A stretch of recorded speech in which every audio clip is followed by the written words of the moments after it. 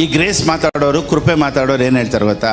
Grace ಅನ್ನೋದು correct teaching, ನಾವು ಹೇಳೋದೇ ಕರೆಕ್ಟು ಅಂತ.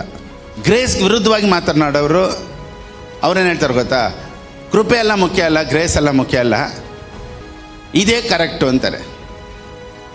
ಸೊ ಆ ಕಡೆ ಇರೋರು ಅದು ಕರೆಕ್ಟು ಅಂತಾರೆ, ಈ ಕಡೆ ಇರೋರು ಇದು ಕರೆಕ್ಟು ಅಂತಾರೆ. ಈಗ ಪ್ರಾಬ್ಲಮ್ ಯಾರು ಗೊತ್ತಾ? ಮಧ್ಯದಲ್ಲಿ ಅವ್ರು ನೋಡ್ದ ಸಂದೇಶ ಕೇಳ್ತಾರಲ್ಲ, ಅವ್ರಿಗೆ ಪ್ರಾಬ್ಲಮ್. ಅವ್ರೇನು ಯೋಚನೆ ಮಾಡ್ತಾರೆ ಅಂದರೆ, ಇವ್ರು ಹೇಳೋದು ಕರೆಕ್ಟಾ ಅಥವಾ ಇವ್ರು ಹೇಳೋದು ಕರೆಕ್ಟಾ? ನಮ್ಮ ಪಾಸ್ಟ್ ಹೇಳೋದು ಕರೆಕ್ಟಾ ಅಥವಾ ಫಿಲಿಪ್ ಪಾಸ್ಟ್ ಹೇಳೋದು ಕರೆಕ್ಟಾ? ಈಗ ಸೆಂಟ್ರಲ್ ಕನ್ಫ್ಯೂಸ್ ಆಗಿರೋದು ಯಾರು? ಜನರು.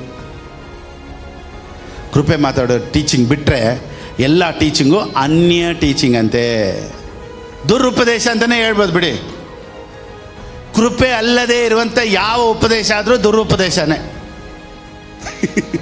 ಇವತ್ತು ಮೈಂಡ್ ಓಪನ್ ಆಗಲಿ, ಇವತ್ತು ಚೆನ್ನಾಗಿ ತಿಳ್ಕೊಂಬಿಡಿ.